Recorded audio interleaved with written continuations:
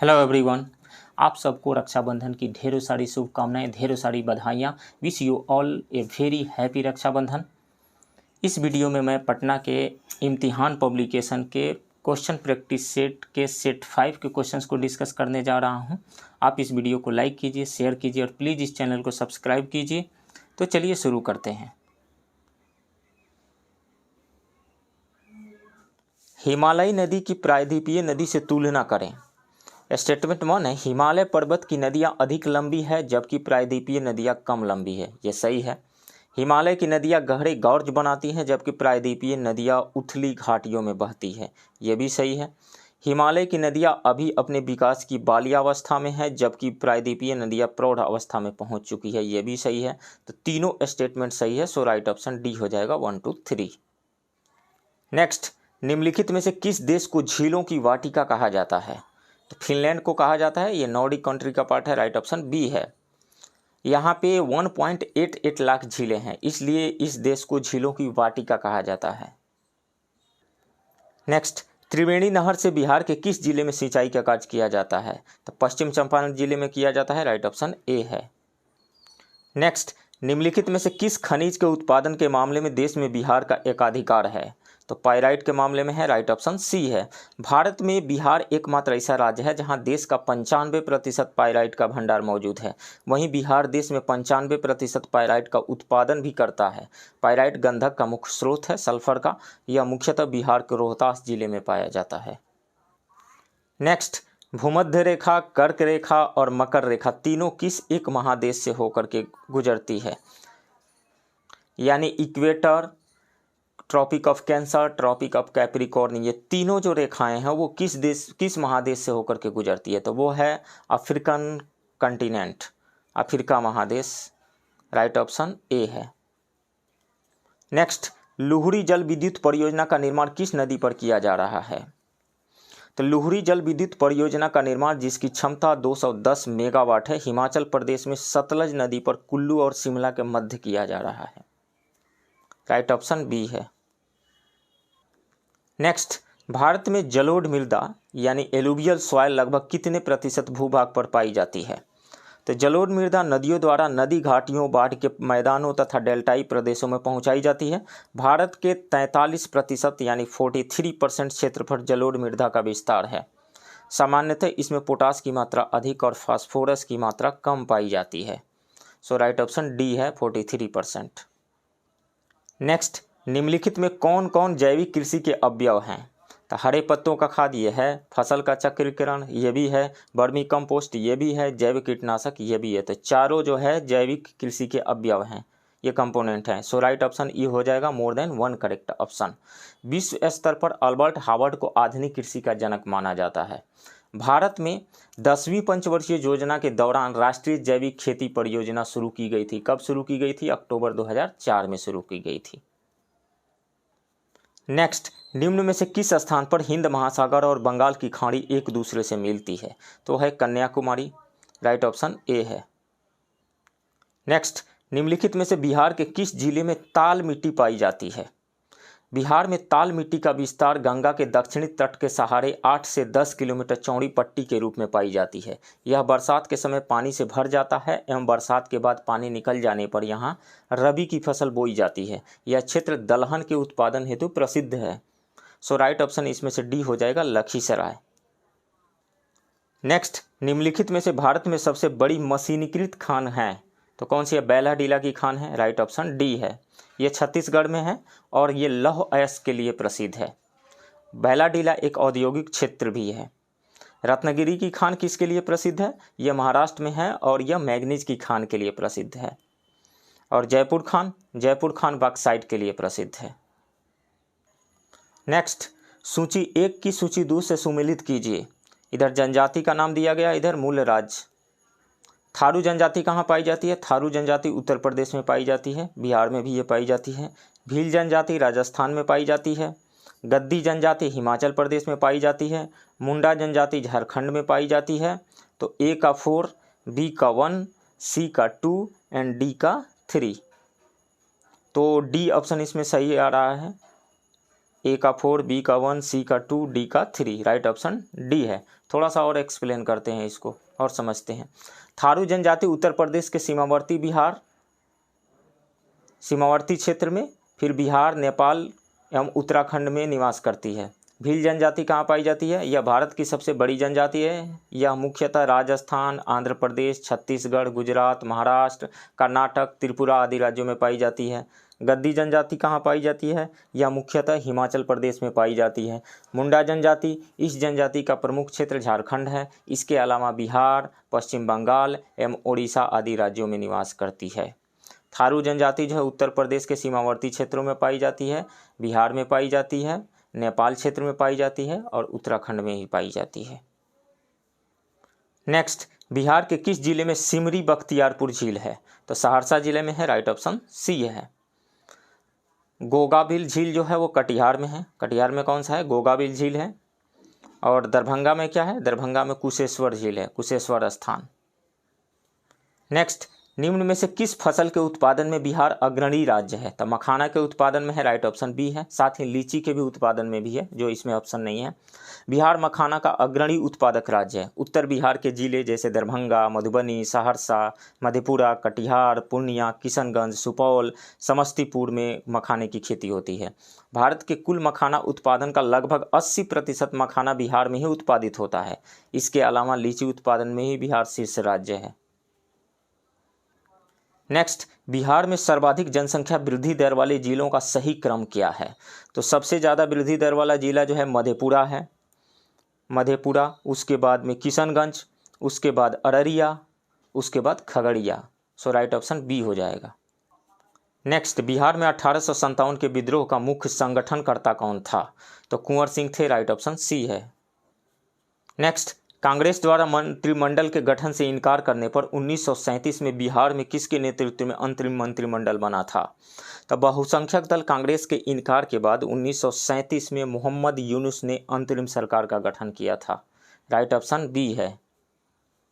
Next, Bihar का सबसे पूर्वी जिला कौन सा है? तो आप इसके लिए मैप देखिए। मैप देखेंगे तो आप पाएंगे कि सबसे पूर्वी जिला किशनगंज है। सबसे पश्चिमी जिला कौन सा है? कैमूर है। सबसे उत्तरी जिला पश्चिम चंपारण। सबसे दक्षिणी जिला गया। इसमें से राइट ऑप्शन ए है।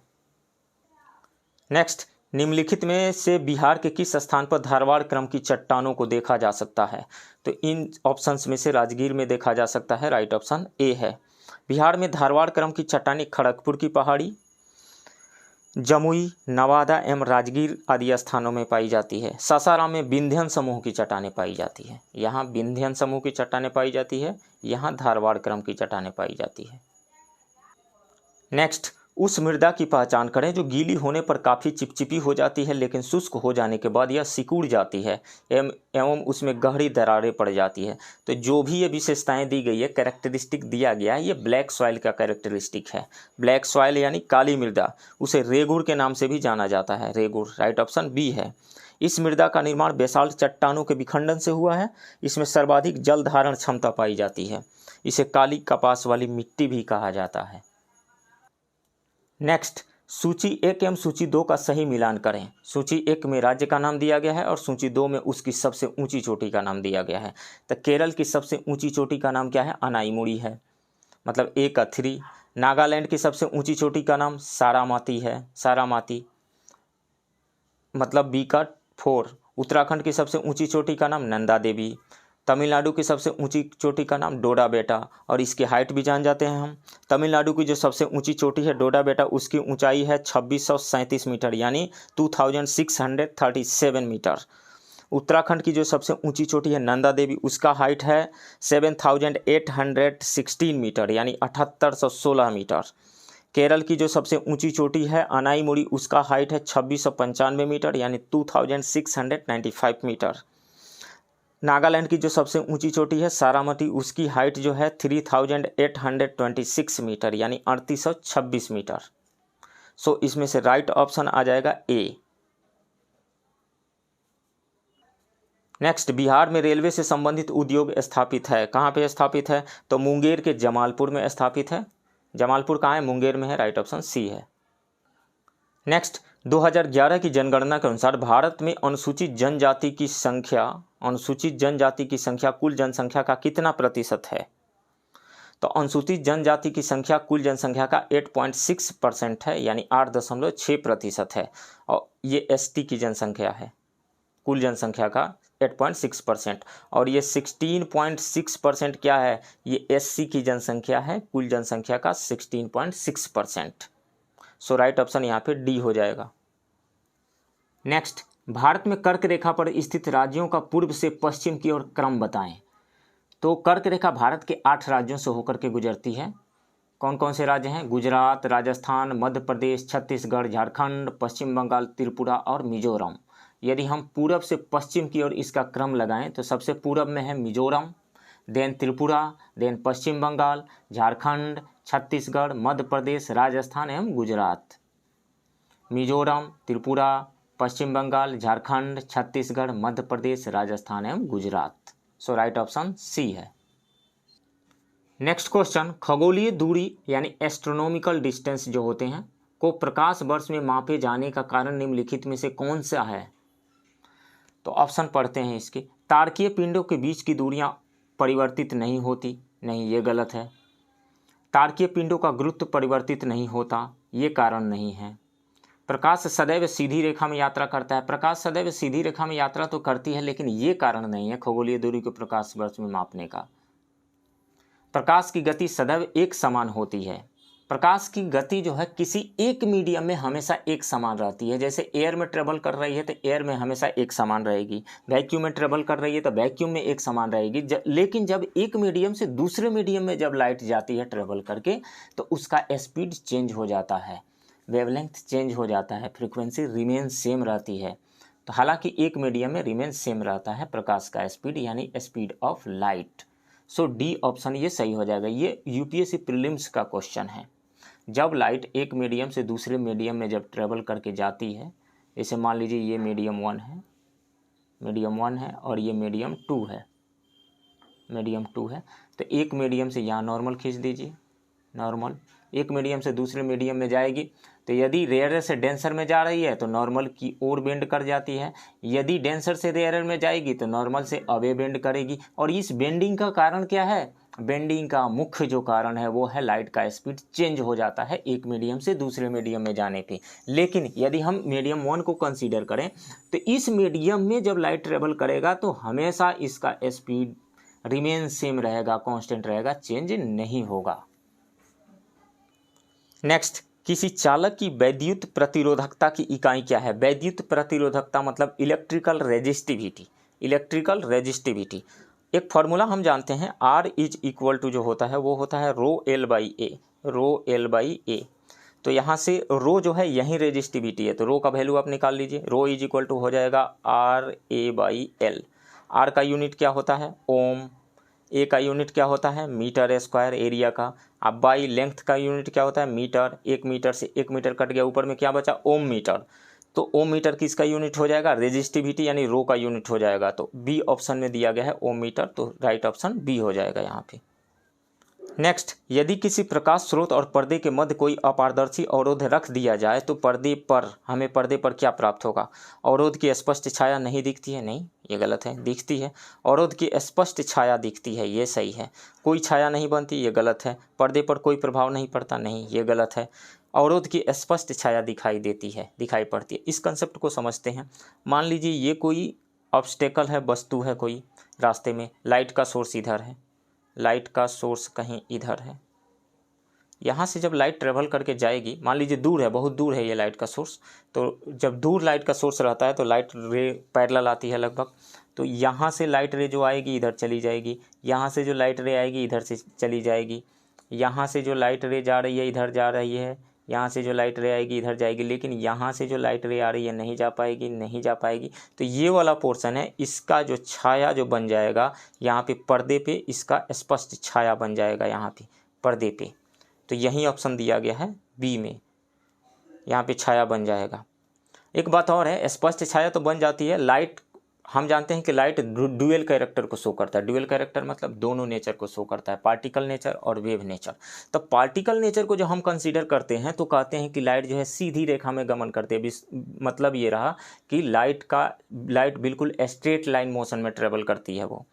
लेकिन यदि इसके वेव नेचर को हम कंसीडर कर लें, मान लीजिए, तो इसको तो सीधे जाना चाहिए लाइट, और इसको सीधे जाना चाहिए, यहाँ पे कोई भी लाइट नहीं पहुँचना चाहिए, यहाँ पे कोई लाइट पहुँचना नहीं चाहिए। लेकिन जब शार्प बाउंड्री पे लाइट फॉल करती है तो इसका थोड़ा सा बेंडिंग हो जाता है।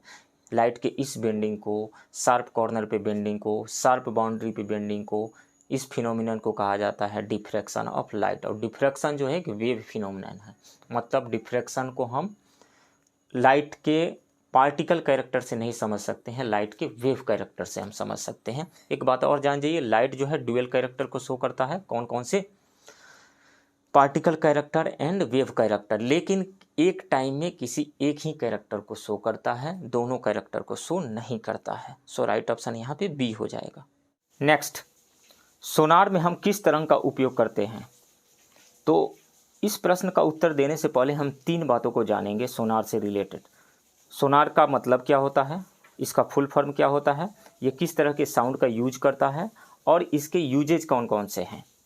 तो सोनार का मतलब होता है sound navigation and ranging. Sound navigation and ranging, ये किस तरह के साउंड का यूज करता है?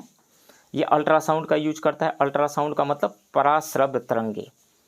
और ये अल्ट्रासाउंड यानी पराश्रव्य तरंगे क्या होती है? तो देखिए, ह्यूमन जो है वो 20 हर्ज से लेकर के 20 किलो हर्ज तक के साउंड को सुन सकता है। यानी ऑडिबल रेंज जो होता है ह्यूमन के लिए 20 हर्ज टू 20 किलो हर्ज होता है। इसके बीच में यदि साउंड है तो वो सुन पाएगा, इससे बाहर है तो वो नहीं सुन पाएगा। तो 20 किलो हर्ज से ज़्यादा की फ्रीक्वेंसी के जो भी साउंड होते हैं उसको हम सुन नहीं पाते हैं, और उसी को अल्ट्रासाउंड कहा जाता है। तो ये सोनार अल्ट्रासाउंड का यूज करता है। और इसके यूजेज क्या है? मान लीजिए कि इधर ये समुद्र है, समुद्र के गहराई में यहाँ पे कोई ऑब्जेक्ट है, तो हम क्या करेंगे, अल्ट्रासाउंड के सिग्नल को यहाँ पे भेजेंगे। ये ऑब्जेक्ट से एस डिस्टेंस ट्रेवल करके आया समुद्र के अंदर, फिर टकरा करके यानी रिफ्लेक्ट हो करके इको के फॉर्म में फिर लौट करके जाएगा। एस डिस्टेंस, टोटल डिस्टेंस कितना ट्रेवल किया? 2s डिस्टेंस ट्रेवल किया। इसका स्पीड हमें पता है, टाइम पता है, कितने देर के बाद ये लौट करके आया। तो हम जानते हैं s is equal to vt होता है। तो यहाँ से हम डिस्टेंस ये निकाल सकते हैं कि वो ऑब्स्टेकल, वो ऑब्जेक्ट जो है समुद्र के कितनी गहराई पर है। इस फॉर्मूला में रख करके s is equal to vt यानी distance is equal to speed into time रख करके हम डिस्टेंस मेजर कर सकते हैं। तो समुद्र के गहराइयों में कोई ऑब्जेक्ट कितने डिस्टेंस पे है, इसका मेजर किया जाता है।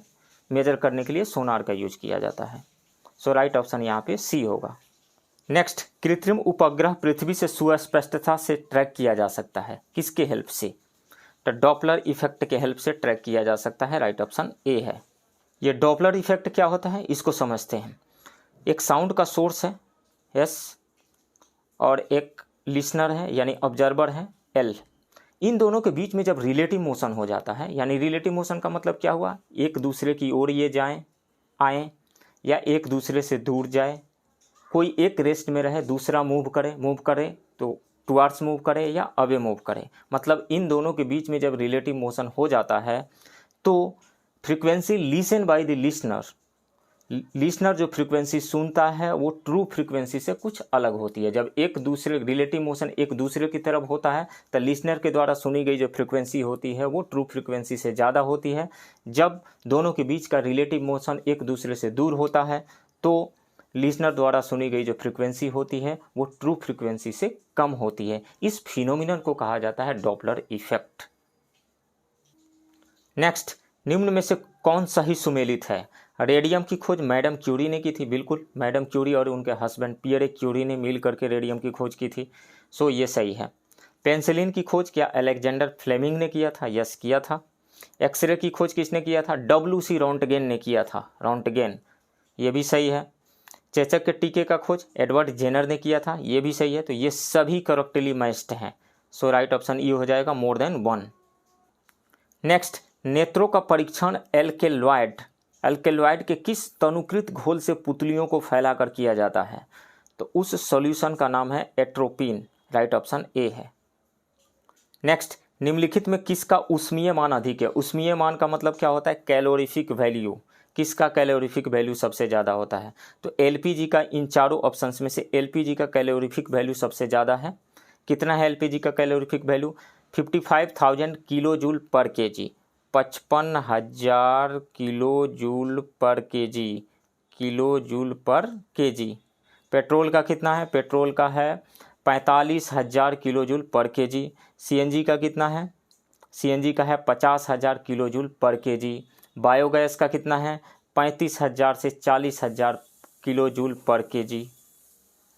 तो इन सबों में से सबसे ज़्यादा आ रहा है एलपीजी का 55,000 किलो जूल पर केजी, इसलिए राइट ऑप्शन सी हो जाएगा। नेक्स्ट, नाभिकीय संलयन में एक भारी नाभिक का निर्माण होता है। कैसे होता है भारी नाभिक का निर्माण? तो दो हल्के नाभिकों के संलयन से होता है। राइट ऑप्शन ए है। नाभिकीय संलयन का मतलब क्या होता है? Nuclear fusion reaction.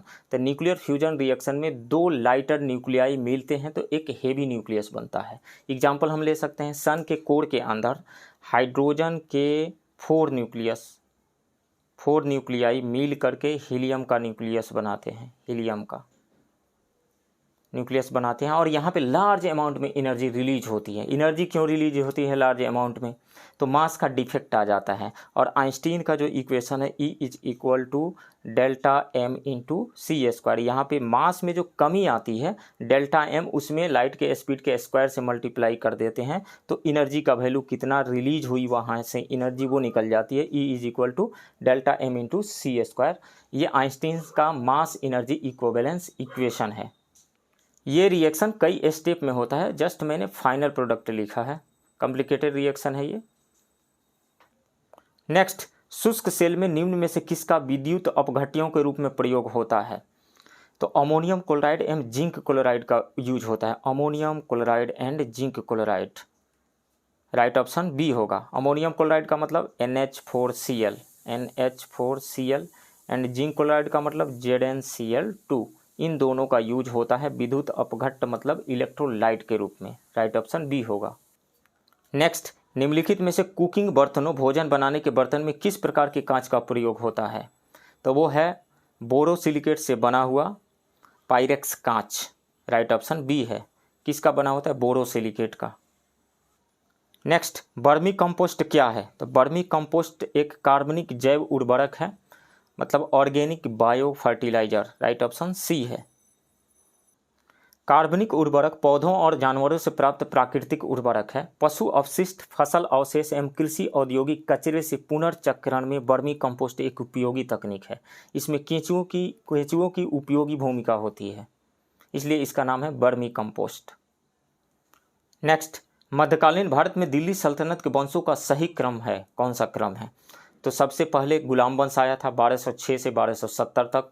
उसके बाद में खिलजी वंश, तो सबसे पहले 1, उसके बाद में 4, 1 4 खिलजी वंश।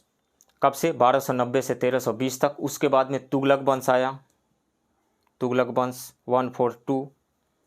तुगलक वंश कब से कब तक? 1320 से 1414 तक। उसके बाद में आया सैयद वंश 5, सैयद वंश 1414 से 1451 तक। उसके बाद में आया लोदी वंश, कब से कब तक? 1451 से 1526 तक। तो सही क्रम यदि हम देखें तो 1 4 2 5 3, यह होगा राइट ऑप्शन ए। नेक्स्ट, किस शासक द्वारा दरबार में सिजदा एवं पैबोस परंपरा को लागू किया गया था?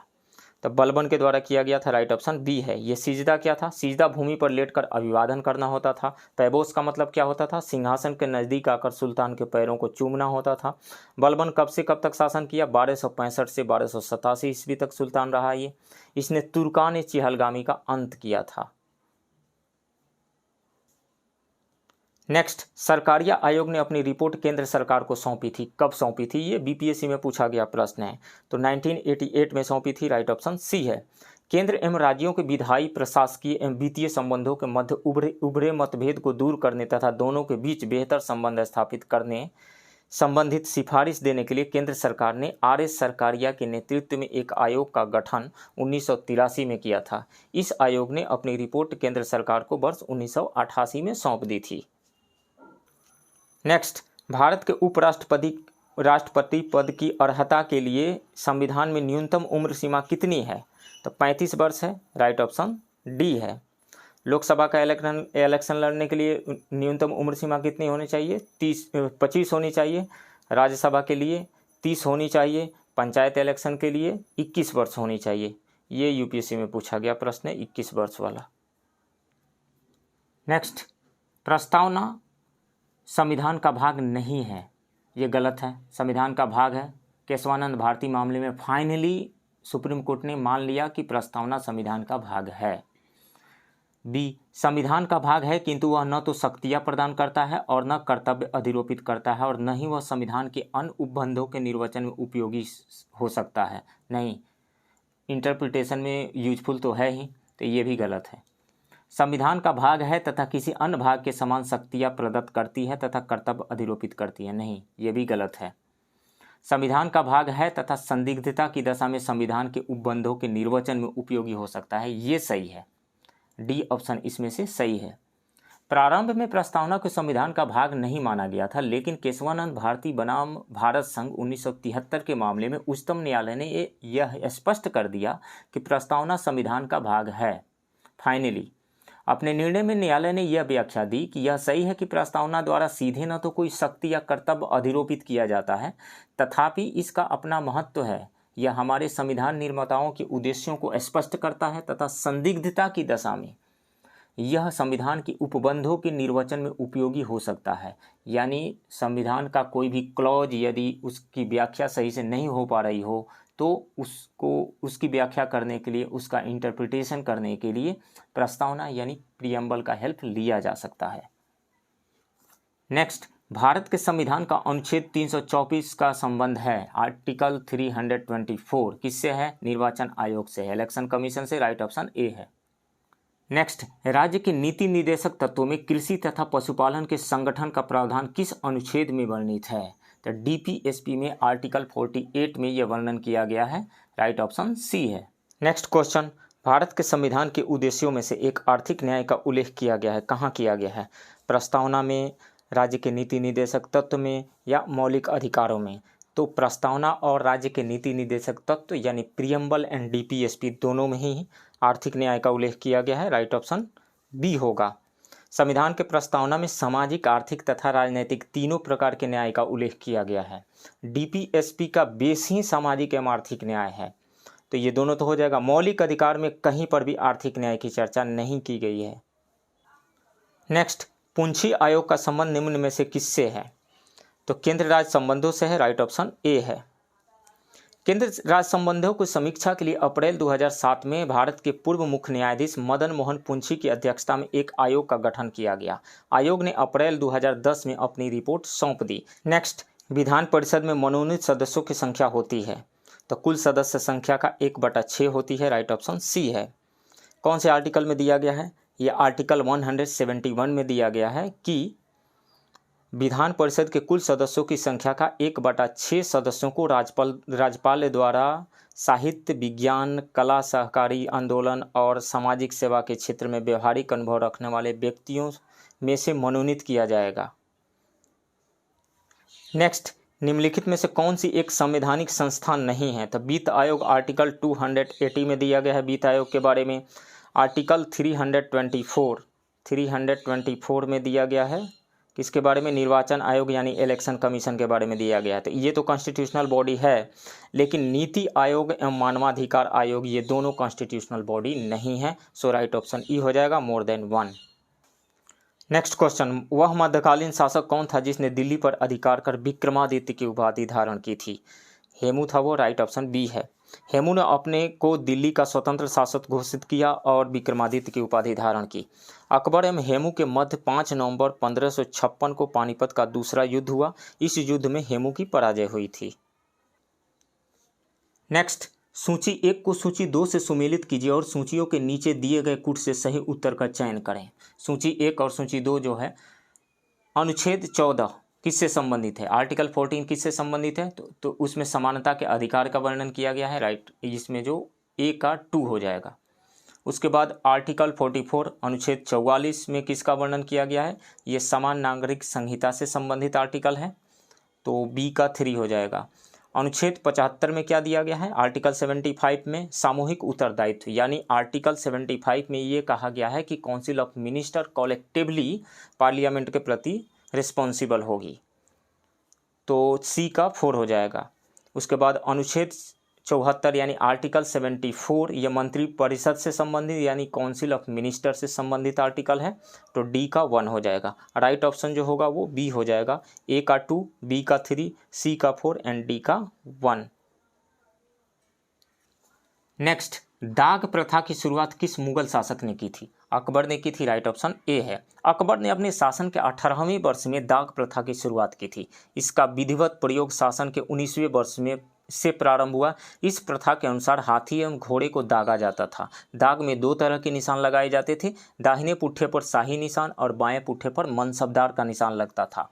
मनसबदारी प्रथा की शुरुआत अकबर ने ही की थी। नेक्स्ट, राष्ट्रीय सुरक्षा समिति का प्रधान कौन होता है? तो प्रधानमंत्री होते हैं, राइट ऑप्शन बी है। नेक्स्ट, निम्नलिखित में से किस क्षेत्र में प्रत्यक्ष विदेशी निवेश एफडीआई यानी फॉरेन डायरेक्ट इन्वेस्टमेंट की सीमा 100% नहीं है? तो बैंकिंग में 74% है, बीमा में भी 74% है, तो इन दोनों में 100% नहीं है, सो राइट ऑप्शन ई होगा। नेक्स्ट, निम्नलिखित में से किन देशों के साथ भारत का व्यापार संतुलन व्यापार अधिशेष भारत के पक्ष में है? यानी ट्रेड सरप्लस किसके साथ में है? ट्रेड सरप्लस यूएसए के साथ है, बांग्लादेश के साथ है, यूनाइटेड किंगडम के साथ है। A B C right option B हो जाएगा। कतर के साथ ट्रेड इंडिया का ट्रेड डेफिसिट में है, यानी कतर के पक्ष में झुका हुआ है, सो राइट ऑप्शन यहाँ पे बी हो जाएगा, ए बी सी। नेक्स्ट, सूची 1 एवं सूची 2 को सही सुमेलित कीजिए। श्वेत क्रांति किससे संबंधित है? दुग्ध उत्पादन से संबंधित है। पीली क्रांति किससे संबंधित है? तिलहन उत्पादन से। नीली क्रांति समुद्री उत्पादन से। स्वर्ण क्रांति जूट उत्पादन से। तो ए का 1, बी का 2, सी का 3 एंड डी का 4 करेक्टली मैच्ड है, सो राइट ऑप्शन ए हो जाएगा। नेक्स्ट, राजकोषीय नीति यानी फिजिकल पॉलिसी के संदर्भ में निम्नलिखित कथनों पर विचार करें। समानता और कल्याण ये फिजिकल पॉलिसी के अंतर्गत आता है। कीमतों पर नियंत्रण ये भी फिजिकल पॉलिसी के अंतर्गत आता है। आय असमानता में कमी ये भी फिजिकल पॉलिसी के अंतर्गत आता है। बैंक दरों में कमी ये मॉनेटरी पॉलिसी के अंतर्गत आता है। फिजिकल पॉलिसी के अंतर्गत कौन कौन सा आएगा? 1, 2 एंड 3 राइट ऑप्शन बी होगा। नेक्स्ट, सैंधवकालीन स्थल धौलावीरा के संबंध में असत्य कथन की पहचान कीजिए। नगर 2 भागों में विभाजित था, नहीं 3 भागों में विभाजित था। कौन कौन? दुर्ग, मध्यम नगर और निचला नगर, यानी citadel, middle town and lower town, तो ये तो गलत है। उत्कृष्ट जल प्रबंधन का प्रमाण मिला है, ये सही है। सैंधव लिपि के 10 बड़े अक्षर प्राप्त हुए हैं, ये भी सही है। घोड़े की कलाकृतियों के अवशेष मिले हैं, ये भी सही है। गलत ए है, तो असत्य कथन की पहचान करना था, सो राइट ऑप्शन ए होगा। नेक्स्ट, प्रसिद्ध तमिल ग्रंथ जीवक चिंतामणि किसकी रचना है? तो ये रचना है जैन मुनि एवं महाकवि तिरुतक्केदेवर का है, राइट ऑप्शन ए है। इंगालो आदिगल तमिल साहित्य के प्रथम महाकाव्य सिल्कादीपारम के रचनाकार हैं। मदुरा के बौद्ध व्यापारी सीतले सतनार की प्रसिद्ध रचना मणिमेखलय है। तमिल भाषा के प्रथम व्याकरण ग्रंथ तोल्कापियम की रचनाकार जो हैं वो हैं तोल्कापियर। नेक्स्ट, बिहार में रेशम एवं वस्त्र संस्थान किस जिला में है?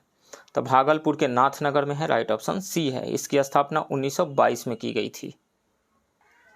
नेक्स्ट, बिहार आर्थिक सर्वे 2021-22 के अनुसार बिहार में प्रति व्यक्ति प्रतिदिन कितना लीटर पानी उपलब्ध है?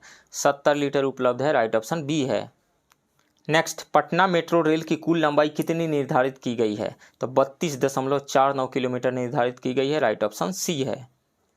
नेक्स्ट, केंद्रीय बजट 2022-23 में दी गई सब्सिडी में निम्न में से सर्वाधिक आवंटन किसके लिए किया गया है? तो सर्वाधिक आवंटन खाद्य सब्सिडी के रूप में किया गया है, सो राइट ऑप्शन ए हो जाएगा। यहाँ पे टोटल जितनी भी सब्सिडी दी गई है उसका 58.16% जो है खाद्य सब्सिडी है। 58.16%। एलपीजी पे कितना सब्सिडी दी गई है? एलपीजी की सब्सिडी जो है 1.63% है, 1.63%। पोषण आधारित सब्सिडी कितनी है? यह है 11.81%।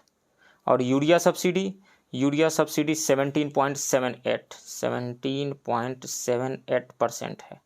तो सबसे ज़्यादा जो है खाद्य सब्सिडी है। नेक्स्ट, वर्ष 2020-21 में भारत में प्रतिदिन कितना किलोमीटर सड़क निर्माण हुआ? तो वो हुआ 36.5 किलोमीटर, 36.5 किलोमीटर प्रतिदिन। राइट ऑप्शन बी है। 2019-20 में ये 28 किलोमीटर प्रतिदिन था। नेक्स्ट, निम्न में से किस योजना को बिहार सरकार ने शुरू नहीं किया है? तो मुख्यमंत्री महिला युद्धमी योजना बिहार सरकार ने शुरू किया है। मुख्यमंत्री किसान कल्याण योजना बिहार सरकार ने नहीं, मध्य प्रदेश की सरकार ने इसको शुरू किया है। जल जीवन हरियाली अभियान बिहार सरकार ने शुरू किया है। मुख्यमंत्री वृद्धजन पेंशन योजना ये भी बिहार सरकार ने शुरू किया है।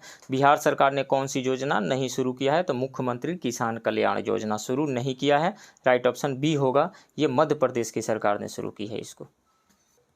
नेक्स्ट, अर्थशास्त्र के किस अधिकरण में राज्य के सप्तांग सिद्धांत की चर्चा की गई है? तो छठे अधिकरण में की गई है। राइट ऑप्शन डी होगा।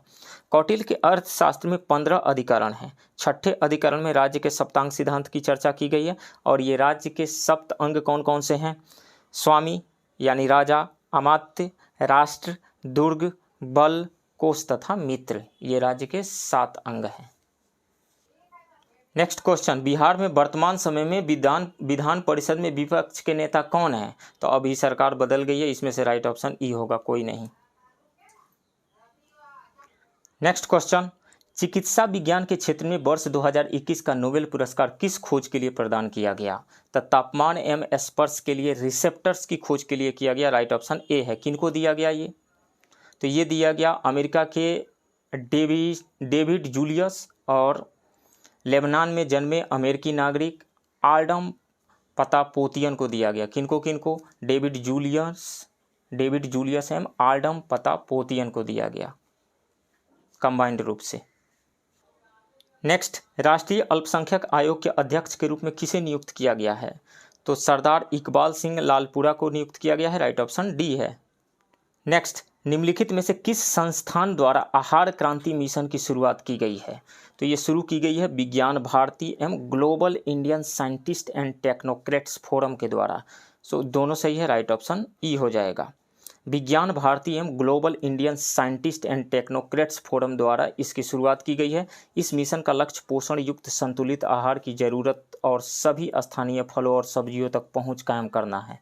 इसका ध्येय वाक्य जो है यानी मोटो है, उत्तम आहार उत्तम विचार। नेक्स्ट, निम्न में से किस राज्य ने अवैध ड्रोन पर नजर रखने के लिए भारत की पहली ड्रोन फॉरेंसिक लैब की शुरुआत की है? तो केरल की सरकार ने की है। राइट ऑप्शन सी है। अगस्त 2021 में केरल राज्य सरकार ने अवैध ड्रोन पर नजर रखने के लिए ड्रोन फॉरेंसिक लैब की शुरुआत की है।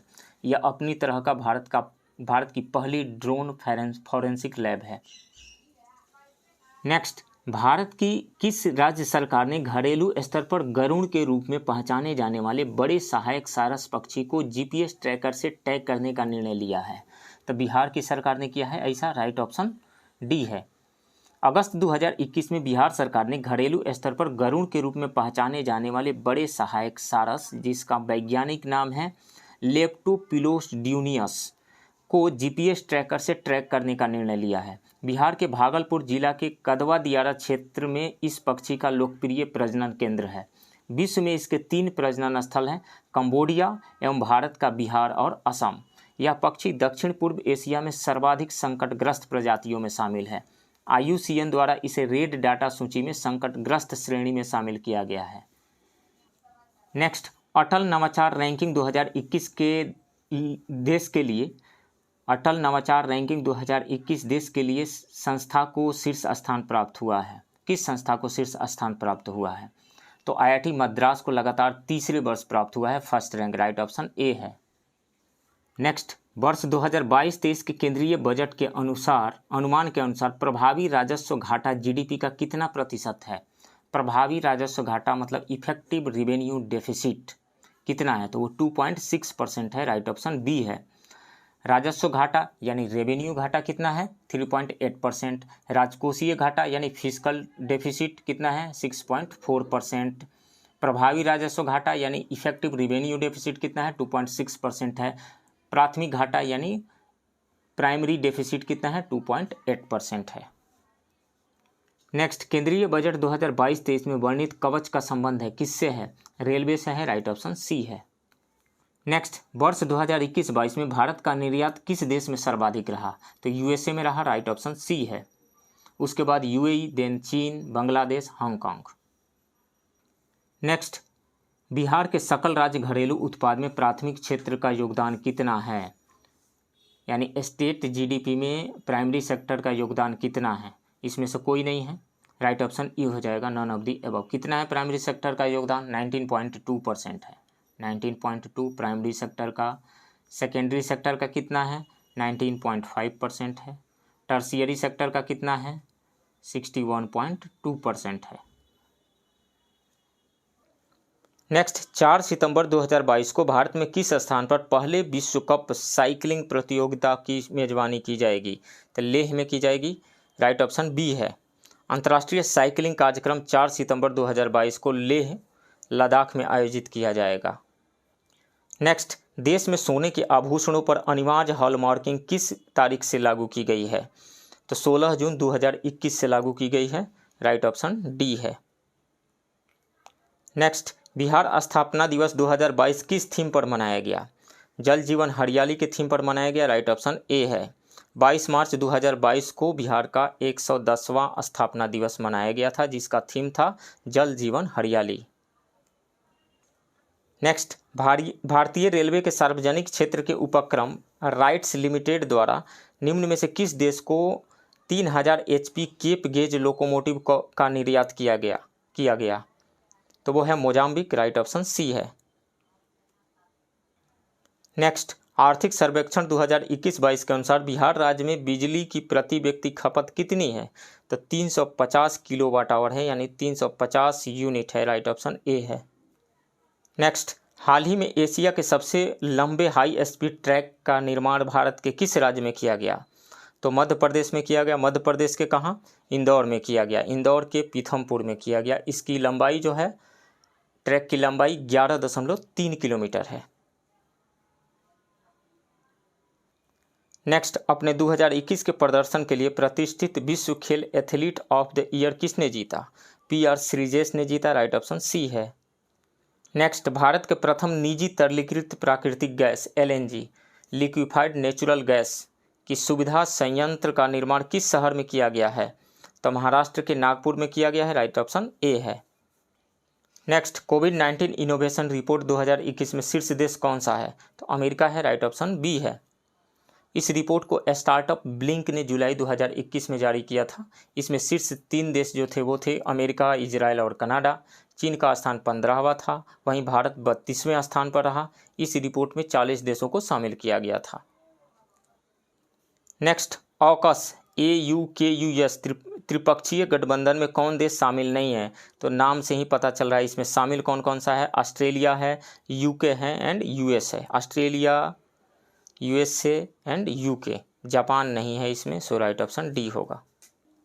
नेक्स्ट, नाटो का 31वां शिखर सम्मेलन कहाँ संपन्न हुआ था? तो बेल्जियम की राजधानी ब्रसेल्स में संपन्न हुआ था, राइट ऑप्शन बी है। नेक्स्ट, बिहार में सबसे अधिक वन क्षेत्रफल एवं सबसे कम वन क्षेत्रफल वाले जिले क्रमशः कौन कौन से हैं? तो सबसे अधिक वन क्षेत्र जो है वो कैमूर में पाया जाता है। उसके बाद में है सबसे कम जो है वो है शेखपुरा। सबसे ज़्यादा कैमूर, सबसे कम शेखपुरा, राइट ऑप्शन सी है। नेक्स्ट, निम्न में से कौन सा युग्म सुमेलित नहीं है? आकाश से दवा परियोजना तेलंगाना ने शुरू किया है, ये सुमेलित है। आपके दरवाजे पर शिक्षा योजना तमिलनाडु में शुरू किया गया है, ये भी सही है। स्वच्छ कार्यक्रम आंध्र प्रदेश में शुरू किया गया है, सही है। स्मार्ट किचन योजना कहाँ शुरू किया गया है? केरल में शुरू किया गया है, ये भी सही है। तो ये चारों जो है करेक्टली मैच्ड है, so more than one correct होगा। सॉरी, सुमेलित नहीं है तो कोई भी सुमेलित नहीं है, none of the above, right option E होगा। Next, global network of silk cities में शामिल होने वाला पहला भारतीय शहर निम्न में से कौन है? तो बेंगलुरु है, राइट ऑप्शन बी है। Next, cooking to save your life किसकी रचना है? तो ये अभिजीत बनर्जी की रचना है, राइट ऑप्शन सी है। नेक्स्ट क्वेश्चन, विश्व में चावल उत्पादक देशों का सही क्रम घटते हुए में कौन सा है? तो विश्व में सबसे ज़्यादा चावल का उत्पादन चीन में होता है, उसके बाद भारत, उसके बाद Indonesia, then Bangladesh, then Vietnam. Right option B होगा, सबसे ज़्यादा चीन, उसके बाद भारत, उसके बाद इंडोनेशिया, देन बांग्लादेश। नेक्स्ट, हाल ही में प्रकाशित एक रिपोर्ट के अनुसार बिहार की कुल प्रजनन दर वर्ष 2019-20 में घटकर कितनी हो गई? 3 हो गई है, राइट ऑप्शन सी है। नेक्स्ट, बिहार कृषि विश्वविद्यालय सबौर ने आम की एक नई प्रजाति तैयार की है, उसका नाम क्या है? सबौर मैंगो 2 नाम है, राइट ऑप्शन ए है। नेक्स्ट, बिहार में वर्ष 2016-17 से 2020-21 के दौरान कृषि एवं संबद्ध क्षेत्र की वृद्धि दर रही, कितनी रही? तो 2.1% रही, राइट ऑप्शन ए है। नेक्स्ट, हाल ही में बिहार राज्य ने पंचायतों में आरक्षण के प्रावधान को कब तक नहीं बदलने का प्रावधान किया है? 2026 तक नहीं बदलने का प्रावधान किया गया है, राइट ऑप्शन ए है। नेक्स्ट, इस महिला को भारतीय क्रांति की जननी कहा जाता है, नाम क्या है? मैडम भीकाजी कामा, राइट ऑप्शन सी है। 1907 में जर्मनी के स्टुटगार्ट में इंटरनेशनल सोशलिस्ट कांग्रेस में भाग लिया। 1907 में स्टुटगार्ट में मैडम कामा ने भारतीय झंडा फहराया। ये बीपीएससी में पूछा गया प्रश्न है। विदेश में भारतीय झंडा फहराने वाली प्रथम महिला रहीं मैडम भीकाजी कामा। पेरिस इंडियन सोसाइटी के संस्थापकों में शामिल रहीं। नेक्स्ट, निम्नलिखित में से किस वर्ष पहली बार भारतीय राष्ट्रीय कांग्रेस का राष्ट्रीय अधिवेशन आयोजित नहीं किया गया था? तो 1930 में सबसे पहली बार नहीं किया गया था, राइट ऑप्शन बी है।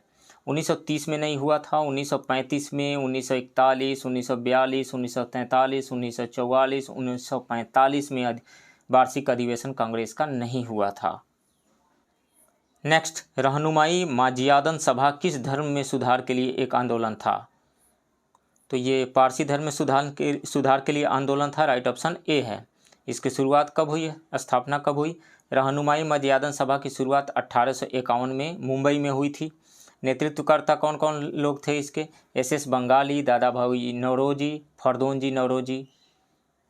पत्रिका कौन सा निकाला गया था इस आंदोलन के दौरान? रस्त गुफ्तार, जिसका मतलब होता है सत्य बताने वाला, नामक पत्र की शुरुआत इस आंदोलन के दौरान हुई थी। नेक्स्ट, निम्नलिखित में से किस नेता को वर्ष 1883 में समाचार पत्र में लिखे लेख के कारण न्यायालय की अवमानना के लिए सजा दी गई थी? सुरेंद्र नाथ बनर्जी को दी गई थी, राइट ऑप्शन डी है। इनके लिए इसका मुकदमा कलकत्ता उच्च न्यायालय में चला था। इनको 2 वर्ष की कारावास की सजा दी गई थी। किसके लिए दी गई थी? समाचार पत्र बंगाली में लेख को न्यायालय की अवमानना के लिए दी गई थी। नेक्स्ट, ब्लू वाटर पॉलिसी को अपनाने वाला प्रथम यूरोपीय देश कौन सा था?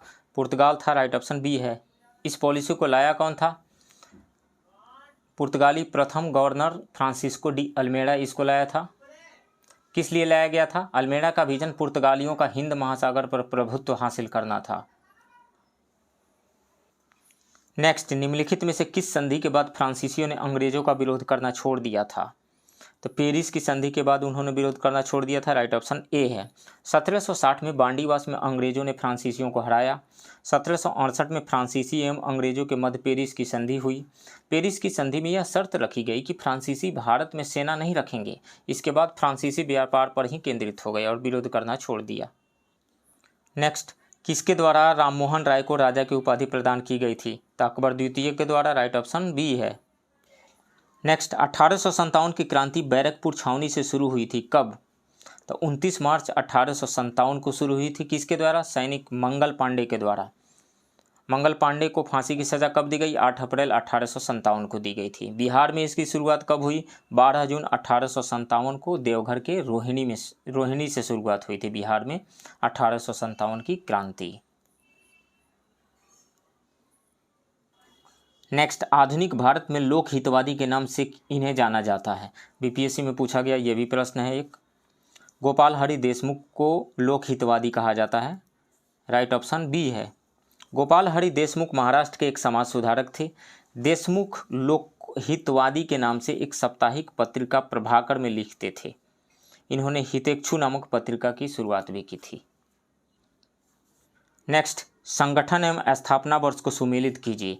मद्रास महाजन सभा की शुरुआत कब हुई थी, स्थापना कब हुई थी? 1884 में हुई थी।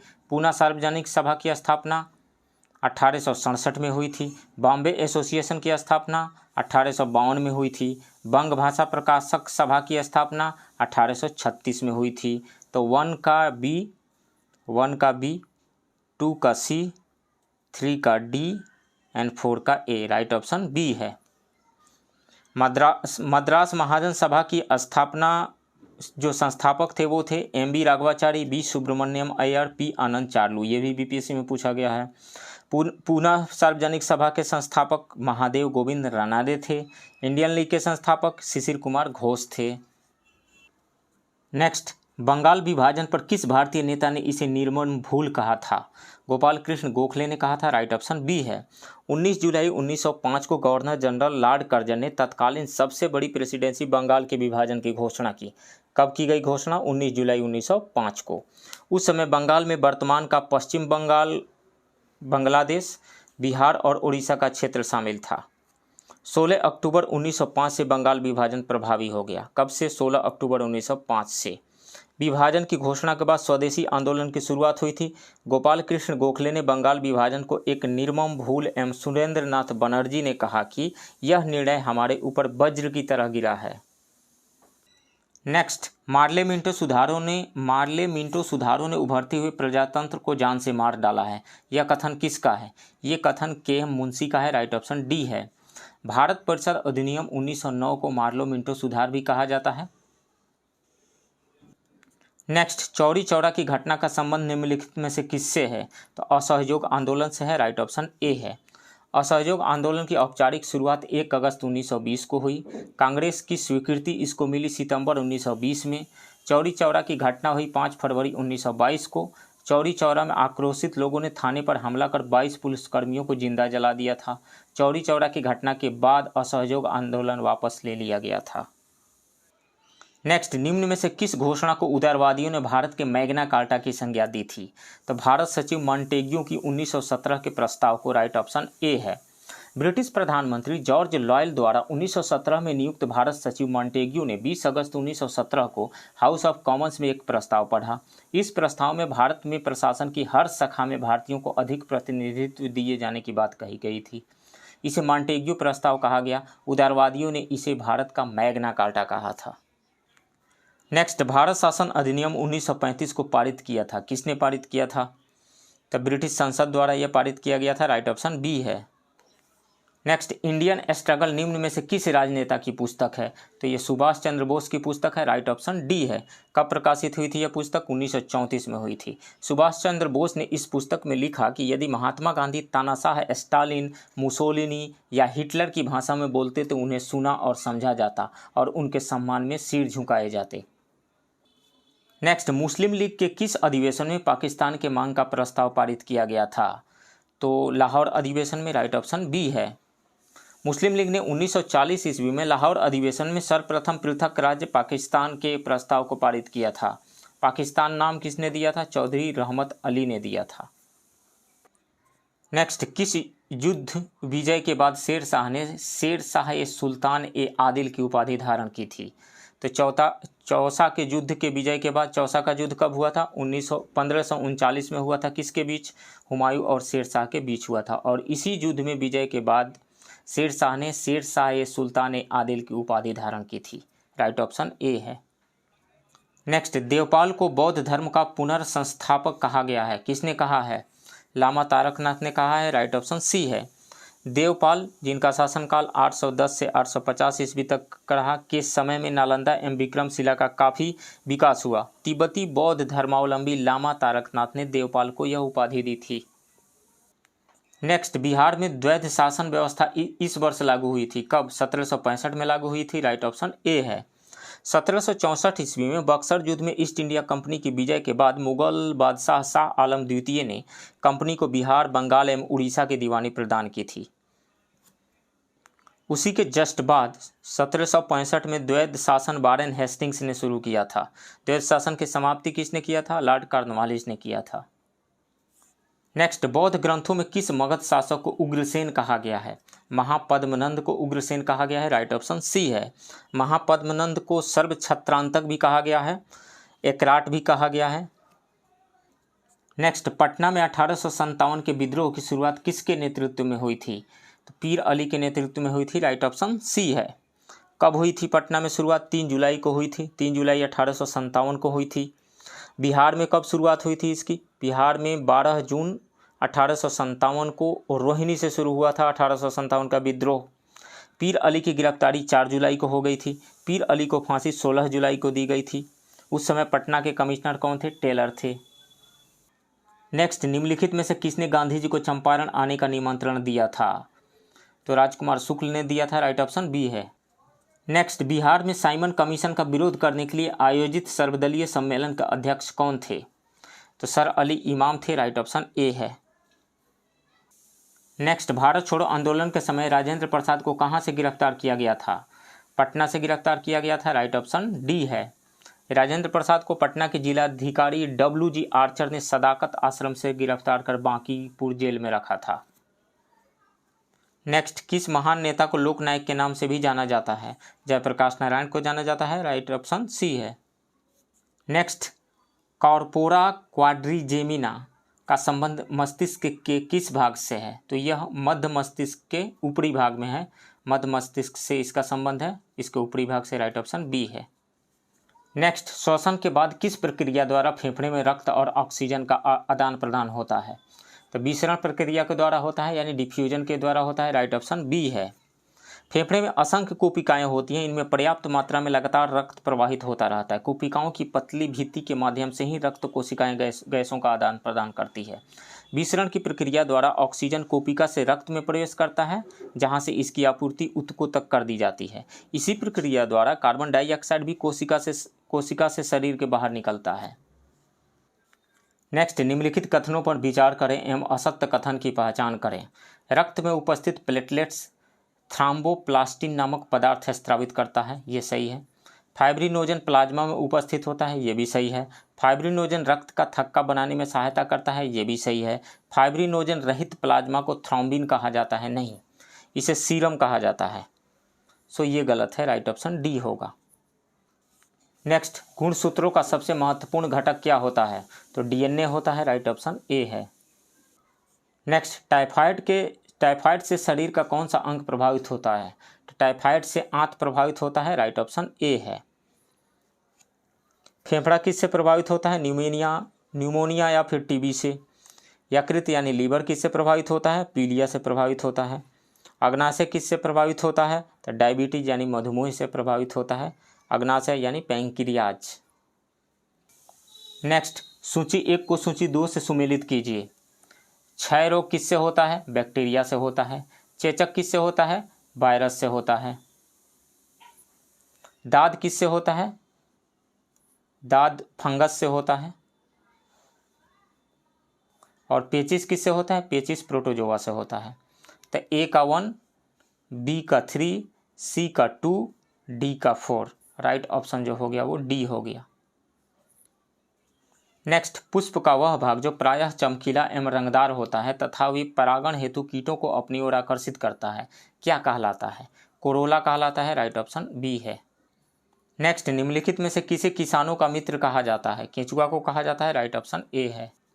नेक्स्ट, क्लोरेला एम एस्पिरुलिना शैवालों का उपयोग अंतरिक्ष यात्री प्रायः भोजन के रूप में करते हैं क्योंकि इनमें प्रचुर मात्रा में पाया जाता है। क्या पाया जाता है? प्रोटीन पाया जाता है, राइट ऑप्शन बी है। नेक्स्ट, निम्नलिखित में से किसका प्रयोग एथेनॉल बनाने में नहीं किया जा सकता है? तो मक्का से एथेनॉल बन सकता है, चावल से भी बन सकता है, चुकंदर से भी बन सकता है, जेट्रोफा से बायोडीजल बनाया जाता है, इथेनॉल नहीं बनाया जाता है। सो राइट ऑप्शन डी है। नेक्स्ट, दर्पणों के पीछे चांदी की कलई में व्यावसायिक रूप से किस कार्बोहाइड्रेट का उपयोग किया जाता है? ग्लूकोज का किया जाता है, राइट ऑप्शन सी है। नेक्स्ट, जेरोफाइट्स कार्बन डाइऑक्साइड को रात में किस रूप में स्थिर करते हैं? मैलिक एसिड के रूप में स्थिर करते हैं, राइट ऑप्शन बी है। जेरोफाइट्स में रंध्र रात में खुलते हैं और पानी के संरक्षण के लिए दिन के दौरान बंद रहते हैं। जेरोफाइट्स कार्बन डाइऑक्साइड को रात में मैलिक अम्ल के रूप में स्थिर करते हैं। नेक्स्ट, विभिन्न तरह के प्रयोजनों के लिए निम्नलिखित में कौन कौन से हार्मोन का छिड़काव पौधों पर किया जाता है? तो ऑक्सिन का छिड़काव किया जाता है। किस लिए किया जाता है? पौधों में जो फल लगे हैं वो पौधों में ही रहें, टूट करके गिरे नहीं, उसके लिए ऑक्सिन हार्मोन का छिड़काव किया जाता है। एथिलीन का छिड़काव क्यों किया जाता है? फल को पकाने के लिए एथिलीन का छिड़काव किया जाता है। पौधों की लंबाई बढ़े इसके लिए जिब्रेलिन नाम का हार्मोन का छिड़काव किया जाता है। तो तीनों का छिड़काव किया जाता है। राइट ऑप्शन डी हो जाएगा 1 2 3। नेक्स्ट, जब हम किसी रेलवे स्टेशन पर खड़े होते हैं और एक ट्रेन आती है तो हम ट्रेन की ओर गिरने लगते हैं, इसे निम्नलिखित में से किस प्रमेय या सिद्धांत का उपयोग करके समझाया जा सकता है? तो बर्नौली के थ्योरम से हम इसको समझ सकते हैं, बर्नौली के सिद्धांत से। राइट ऑप्शन सी है। बर्नौली थ्योरम है क्या? उसका इक्वेशन क्या है? बर्नौली थ्योरम है P1 plus rho GH1 plus half rho V1 square is equal to P2 plus rho GH2 plus half rho V2 square है। तो H1 और H2 चूँकि हॉरिजॉन्टल एयर, जब ट्रेन आती है तो हवा का जो फ्लो होता है हॉरिजॉन्टल होता है, तो H1 और H2 इक्वल हो जाएगा, इक्वलिटी साइन के दोनों साइड में। तो बच क्या जाएगा? कट जाएगा। इससे इधर जो रो GH2 आएगा उससे कट जाएगा। बचेगा क्या? फिर बच जाएगा P1 plus half rho V1 square is equal to P2 plus half rho V2 square. इसको हम ऐसे लिख सकते हैं, P plus half rho V square is equal to constant लिख सकते हैं हम इसको, क्योंकि आया है P1 plus half rho V1 square is equal to P2 plus half rho V2 square. Bernoulli का ये इक्वेशन है जब एयर का ब्लो जो हो, एयर का फ्लो हॉरिजॉन्टल हो रहा हो। तो अब इसको समझिए, जैसे मान लीजिए प्लेटफॉर्म पे हम खड़े हैं और ट्रेन आ रही है, तो हवा का फ्लो जो हमारे आगे जो हवाएं हैं उसका फ्लो जो है हॉरिजॉन्टल डायरेक्शन में, उसका स्पीड इंक्रीज कर जाता है। तो जब स्पीड इंक्रीज कर गया यानी V इंक्रीज कर गया तो प्रेशर निश्चित रूप से डिक्रीज करेगा। अब मान लीजिए आप यहाँ पे खड़े हैं, यहाँ पे खड़े हैं, आपके आगे जो प्रेशर जो है वेलोसिटी, हवा के वेलोसिटी इंक्रीज करने से सडन प्रेशर डिक्रीज हो गया, लेकिन आपके पीछे पहले ही इतना प्रेशर है, तो पीछे जो है प्रेशर ज़्यादा है, आगे अचानक प्रेशर कम हो गया तो पीछे से आगे की तरफ धक्का लगेगा, यानी ट्रेन के प्लेटफॉर्म और ट्रेन के बीच में जो जगह खाली है उसमें जाकर के इंसान गिर जाएगा। इसलिए ट्रेन जब आ रही हो तो प्लेटफॉर्म में ट्रेन से दूर खड़े होना चाहिए, ट्रेन के पास नहीं खड़े होना चाहिए। इसको हम समझ सकते हैं बर्नौली के इक्वेशन से। नेक्स्ट, ध्वनि तरंगों और प्रकाश तरंगों में समानता है। क्या समानता है? इस प्रश्न का उत्तर ढूंढने से पहले हम जानते हैं कि वेव कितने टाइप के होते हैं। तो वेव 2 टाइप के होते हैं, यानी तरंग जो होता है वो 2 टाइप का होता है। कौन सा तरंग, कौन सा वेव? मैकेनिकल वेव, और दूसरा क्या होता है? Non mechanical wave. Non mechanical wave, mechanical wave किसे कहते हैं? जिसको एक जगह से दूसरे जगह जाने के लिए मीडियम की जरूरत होती है, उसको मैकेनिकल वेव कहा जाता है। यानी बिना मीडियम को वह एक जगह से दूसरी जगह नहीं जा सकते हैं। एग्जाम्पल क्या है? साउंड, जो हम लोग बोलते हैं साउंड है, और दूसरा क्या है? वेव ऑन स्ट्रिंग, स्ट्रिंग पे जो वेव होता है वो। 2 एग्जाम्पल इसके हो गए मैकेनिकल वेव के। नॉन मैकेनिकल वेव क्या होता है? वैसा वेव जिसको एक जगह से दूसरी जगह जाने के लिए किसी मीडियम की जरूरत नहीं होती है, वो मीडियम रहे तो भी जा सकते हैं, मीडियम नहीं रहे यानी वैक्यूम रहे, निर्वात रहे, तो भी एक जगह से दूसरी जगह जा सकते हैं। तो इस तरह के वेव को नॉन मैकेनिकल वेव कहा जाता है। एग्जाम्पल क्या है नॉन मैकेनिकल वेव का? जितने भी इलेक्ट्रोमैग्नेटिक वेव है, रेडियो वेव, माइक्रोवेव, ये सब जितने भी वेव है, लाइट, ये सब नॉन मैकेनिकल वेव है, इलेक्ट्रोमैग्नेटिक वेव है। तो लाइट एक नॉन मैकेनिकल वेव है, इलेक्ट्रोमैग्नेटिक वेव है, लाइट एक ट्रांसवर्स वेव है। साउंड क्या है? साउंड एक लॉन्गिट्यूडिनल वेव है, wave on string transverse wave है। और लाइट क्या है? लाइट एक ट्रांसवर्स वेव है। कौन सा फिनोमिनन बताता है लाइट के बारे में कि लाइट एक ट्रांसवर्स वेव है? पोलराइजेशन नाम का एक फिनोमिनन होता है जो बताता है हमें कि लाइट एक ट्रांसवर्स वेव है। पोलराइजेशन का कंसेप्ट कहाँ लागू होता है? 3D मूवी जो आप देखने जाते हैं हॉल में, तो जो चश्मा लगाया जाता है उसमें लाइट के पोलराइजेशन के कंसेप्ट लागू होते हैं वहाँ पे। अब ऑप्शंस को हम पढ़ते हैं और देखते हैं कि कौन सही है कौन गलत है। ध्वनि तरंगों और प्रकाश तरंगों में समानता है। क्या क्या समानता है? दोनों अंतरिक्ष के माध्यम से यात्रा कर सकते हैं। नहीं, अंतरिक्ष में बहुत जगहों पे वैक्यूम है और वैक्यूम में सिर्फ लाइट ही एक जगह से दूसरी जगह जा सकता है, साउंड वेव नहीं जा सकता है, तो ये गलत है। दोनों अनुदैर्घ्य तरंग है। दोनों अनुदैर्घ्य मतलब लॉन्गिट्यूडिनल वेव है? नहीं, लाइट जो है ट्रांसवर्स वेव है, साउंड जो है एक लॉन्गिट्यूडिनल वेव है यानी अनुदैर्घ्य तरंग है, तो ये गलत है। माध्यम में दोनों की चाल समान होती है, कहाँ से समान होगी चाल? लाइट का स्पीड जो होता है 3 × 10⁸ मीटर पर सेकेंड होता है, जबकि साउंड का जो स्पीड होता है वो 330 से 340 के बीच में होता है, 332 मान सकते हैं मीटर पर सेकेंड। तो साउंड का स्पीड जो होता है 332 मीटर पर सेकेंड लगभग होता है, और लेकिन लाइट का स्पीड जो होता है वो होता है 3 × 10⁸ मीटर पर सेकेंड। ज़मीन और आसमान का अंतर है, तो ये तो गलत है। वे व्यतिकरण इंटरफेरेंस उत्पन्न कर सकते हैं, बिल्कुल इंटरफेरेंस वेव के द्वारा किया जाता है, वेव के बीच में इंटरफेरेंस होता है। साउंड भी एक वेव है और लाइट भी एक वेव है, दोनों व्यतिकरण यानी इंटरफेरेंस उत्पन्न करते हैं।